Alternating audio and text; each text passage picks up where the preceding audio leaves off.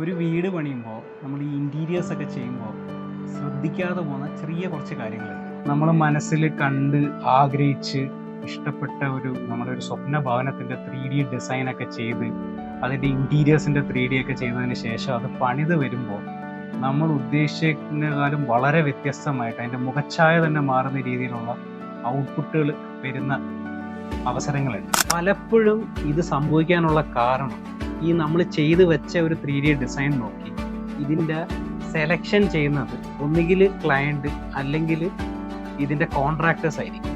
Selection in the sense അതിൻ്റെ granite, അതിൻ്റെ അകത്ത് വരുന്ന ടൈൽസിൻ്റെ പാറ്റേൺ, അതിൻ്റെ അകത്ത് വരുന്ന പെയിൻറ്റിൻ്റെ കളർ കോഡ്, ഇതൊക്കെ 3D ഡിസൈൻ നോക്കി അവർ സെലക്ട് ചെയ്യും.